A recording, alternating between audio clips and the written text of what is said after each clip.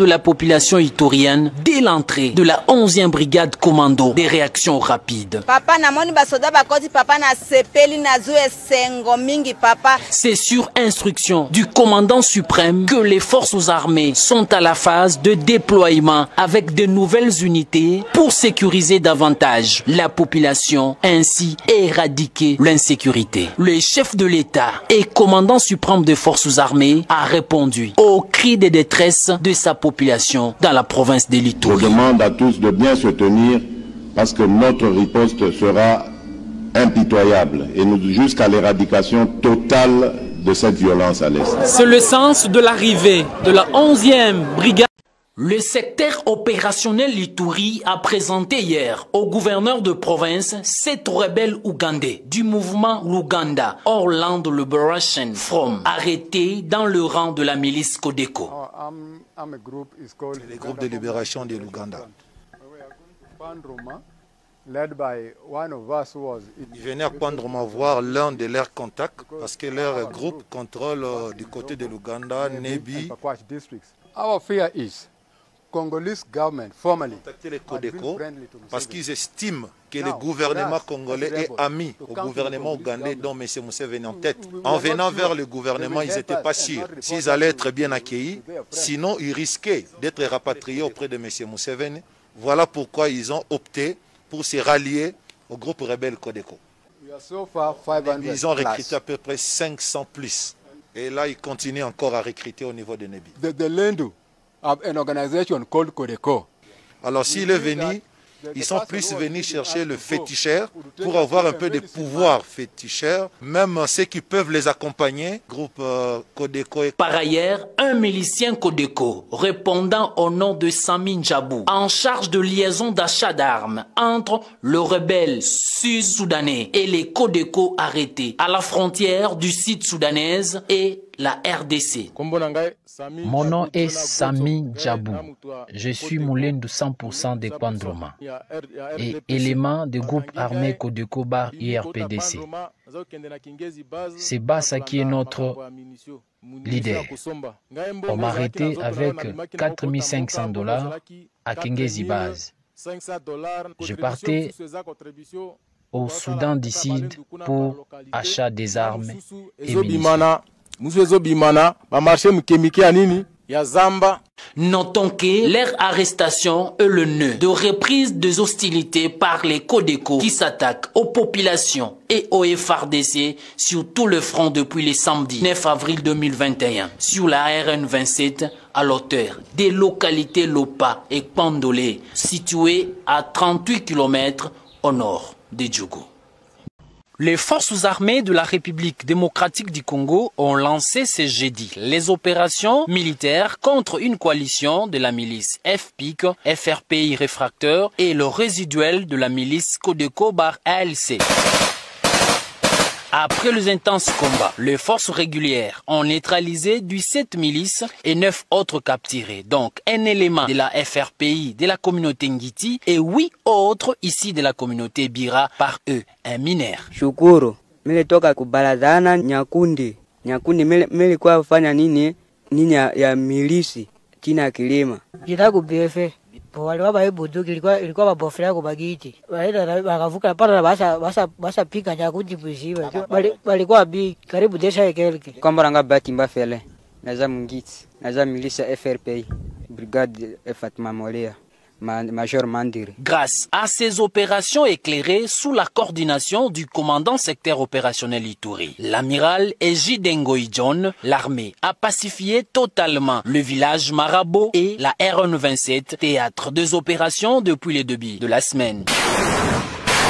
Les opérations continuent dans la zone de Nyakoundé, retranchement ennemi où la population civile est prise en otage par ces hors-la-loi. Rappelons que la ville de Bunia et ses environs restent sous contrôle des forces armées de la République démocratique du Congo et hors menace, contrairement aux fausses rumeurs propagées par les ennemis de la paix. Info 243, la référence de l'actualité. Je vous le dis, je vous le confirme, il y aura bien élection en 2023.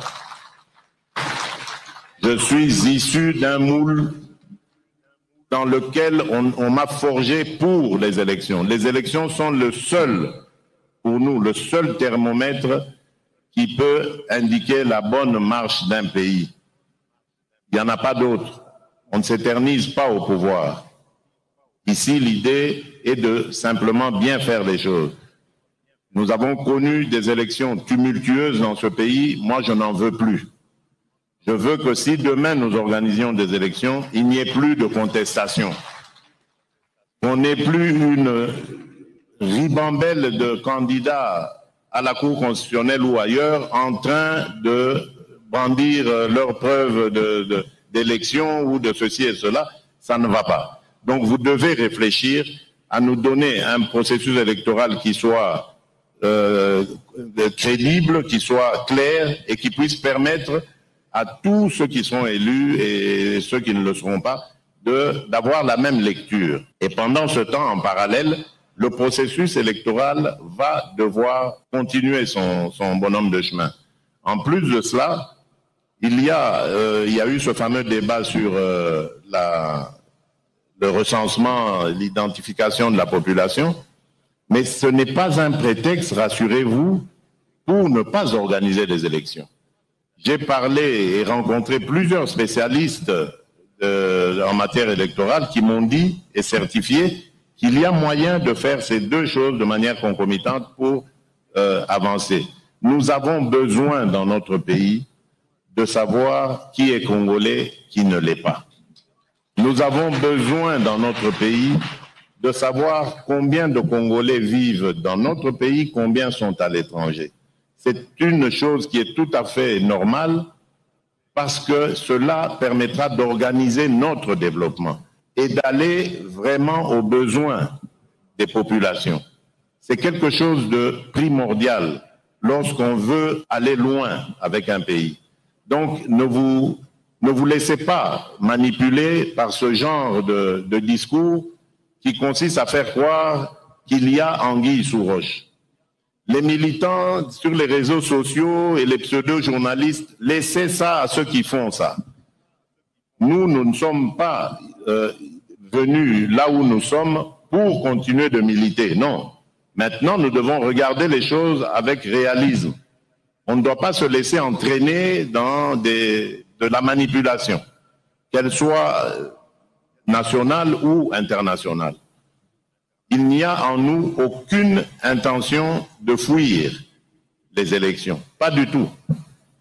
Nous allons les affronter comme nous l'avons toujours fait, la tête haute. Et sûr d'ailleurs que nous réussirons. Je vois les choses qui peuvent ruiner les efforts de développement de ce pays.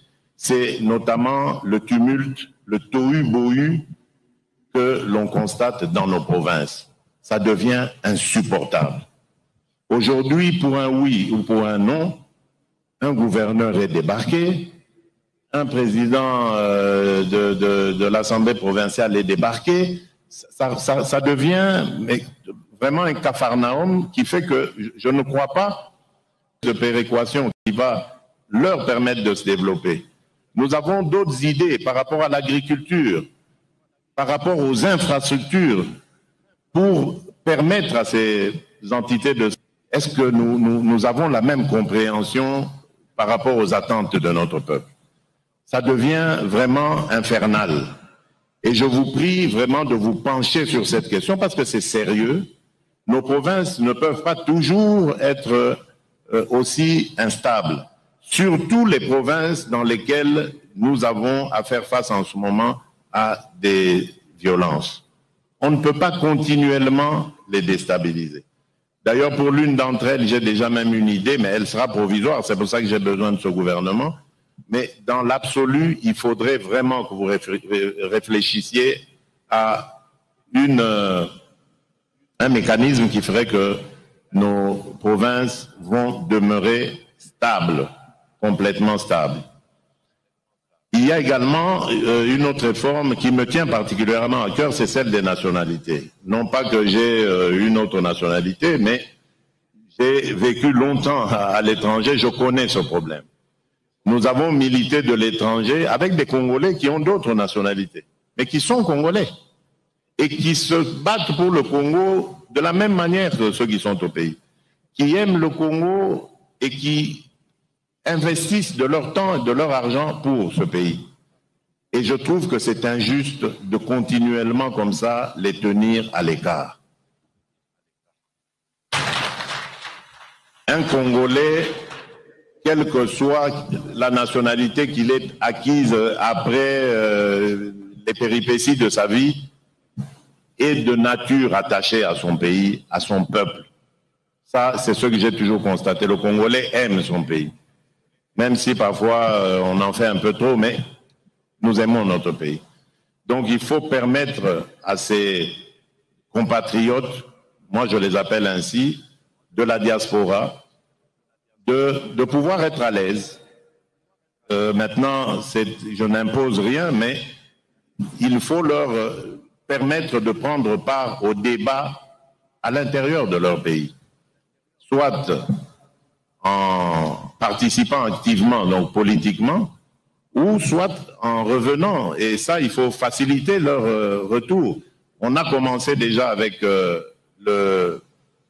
l'obtention du visa, donc ils peuvent prendre leur visa immédiatement à l'aéroport de Njili, enfin, ou à l'entrée, quelle qu'elle soit, à l'intérieur du pays. Mais je pense qu'il faut aller beaucoup plus loin. Oublier, par exemple, de leur demander un visa. Par exemple, on peut faire tomber pour un Congolais d'origine l'idée de l'octroi d'un visa. Enfin, il y a plein de choses comme ça qu'on peut imaginer. Mais je pense qu'il est temps que nous mettions à profit ce réservoir d'idées, de propositions que nous avons à travers les Congolais de la diaspora. Beaucoup aimeraient faire des choses pour leur pays, mais sont bloqués à cause de l'administration.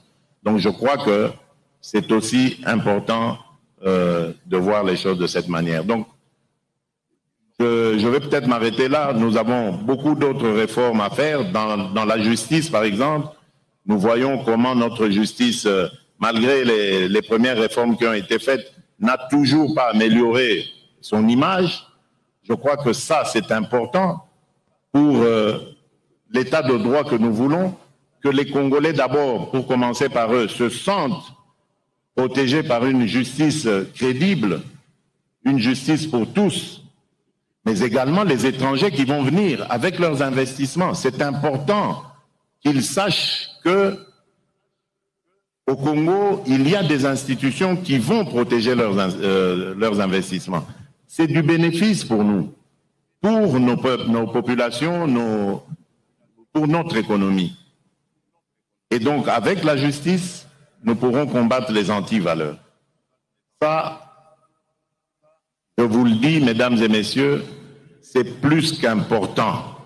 Nous devons dès maintenant mettre vraiment un focus sur la lutte contre la corruption, contre l'impunité, contre le blanchiment d'argent et bien d'autres choses qui sont à la base de nos difficultés.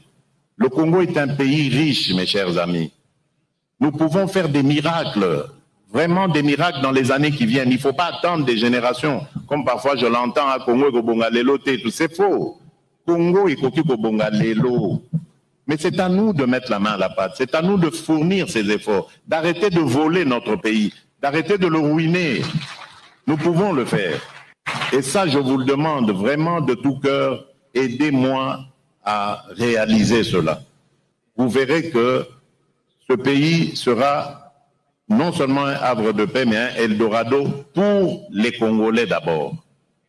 Et nous pourrons même, tellement qu'on sera heureux ici, faire venir même des autres populations africaines pour vivre avec nous ici. Mais faisons cet effort, s'il vous plaît. Nous allons avoir un pays qui, je vous le dis déjà, du poste de pilotage où je suis là, le nombre d'intérêts qui se manifestent pour notre pays à tous les niveaux, c'est impressionnant.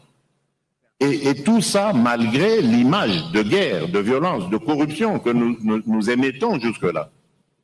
Donc, il nous suffit d'éradiquer cela et nous allons commencer à refuser du monde ici à Anjili, à Loano, à Goma, Kisangani et tout ça. Donc, on va refuser du monde. Tellement le pays est brisé et nous avons nous-mêmes aussi intérêt à entrer dans l'histoire du monde, dans la gestion économique de ce monde, parce que nous avons du répondant. Nous sommes détenteurs dans notre sous-sol de près de ou plus de 60% des minerais stratégiques, ceux qui vont faire l'économie de demain, se trouvent ici au Congo. Mais si nous sommes distraits, vous savez ce qui risque de nous arriver? Mais on va nous faire une guerre ici, comme en Irak, comme en Afghanistan. Des multinationales vont prendre des pans entiers de notre pays et vont les diriger avec des seigneurs de guerre uniquement pour exploiter nos richesses. Et demain, quand il n'y aura plus rien, on nous abandonnera et nous ressemblerons à la Somalie.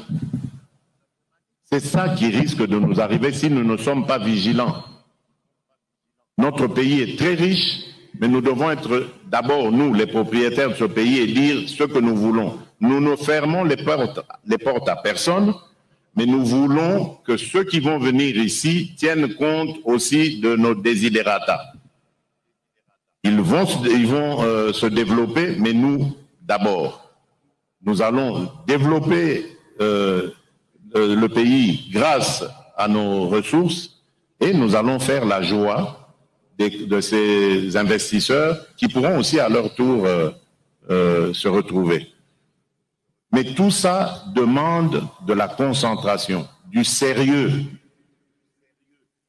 Si nous ne faisons pas attention, comme je vous l'ai dit, on va nous diviser, on va nous séparer pour notre propre malheur. Et nous n'aurons que nos yeux pour pleurer. Et moi, ça ne m'a jamais traversé l'esprit comme scénario. Donc je ne suis pas prêt, c'est pour vous montrer la détermination que j'ai, je ne suis pas prêt à vivre un tel scénario. Je veux conduire mon pays de telle sorte que demain, après-demain, dans 100 ans, dans 1000 ans, tout le temps que ce pays, que ce monde sera monde, que le Congo reste uni, que les Congolaises et les Congolais vivent heureux dans leur pays, heureux et libres. Et ça, c'est possible, ça dépend que de nous. Parce que lorsqu'on vient déstabiliser un pays, on ne le fait pas directement de l'extérieur. On le fait grâce à des répondants que l'on trouve à l'intérieur. Et si nous ne faisons pas attention, nous restons distraits, moi j'appelle ça de la distraction, alors à ce moment-là, oui, on nous déstabilisera. Mais battons-nous parce qu'il n'est pas question qu'on vive cela. Je sais que vous aimez chacune et chacun d'entre vous là où il est ce pays.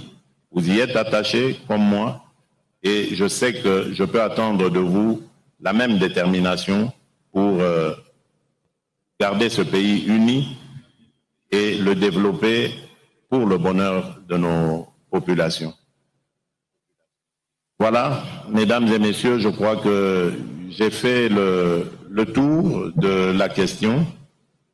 Je ne sais pas ce qui est prévu après mon allocution, à part le fait qu'il y a un repas et peut-être une belle musique pour agrémenter celui-ci. Mais je ne sais pas si, comme la fois passée, il y avait des personnes représentant des groupes qui seraient désignés pour parler. Mais qu'à cela ne tienne, je tiens simplement à vous souhaiter bon travail pour l'investiture de notre gouvernement. J'ai appris que vous avez reçu vos copies.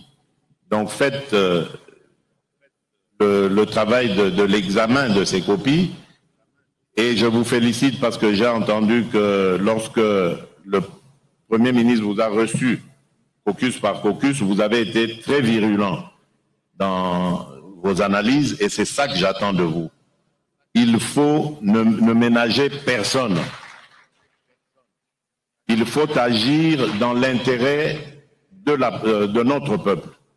Ne ménagez personne. Lorsque vous voyez qu'il y a quelque chose qui ne va pas, interpellez. Faites votre travail. Moi, je vous encourage à cela. Il y a des députés qui m'ont écrit et je vous promets que je vous recevrai. Tout cela passera par le président de l'Assemblée nationale, bien entendu, parce que c'est par son truchement que j'avais reçu ces mémos. Je les recevrai, nous discuterons, il n'y a aucun problème. Je sais qu'il y a des députés qui sont déçus, dont les attentes ont été déçues. Je ne veux pas vous dire ici que je vous promets un poste ministériel parce que je n'en ai plus. Mais je ne veux que personne ne se sente abandonné, laissé en marge de cette action, de cette impulsion. Donc, on trouvera les voies et moyens pour que tout le monde soit dans la dynamique et que à chaque niveau qu'il ou elle se trouve puisse apporter quelque chose à l'action de l'union sacrée de la nation. Encore une fois, merci. Je vous rappelle que le peuple attend de nous des résultats. Souvenez-vous du moment où nous avons créé cette union sacrée, du moment où il y a eu des changements à la tête des deux chambres, du moment où il y a eu la nomination du Premier ministre. Vous êtes des Congolais, vous étiez au Congo lorsque tout ça se passait, vous avez vu la joie qu'exprimait notre peuple, et donc cette joie est équivalente aux attentes qui sont celles de ce même peuple. Et ces attentes sont tellement pressantes que nous n'avons pas droit à l'erreur. Malheureusement, nous arrivons à un moment de l'histoire où notre peuple a tellement vu des choses. Les manches, mettons-nous au travail, c'est ce que le peuple veut. Je vous remercie, que Dieu vous bénisse.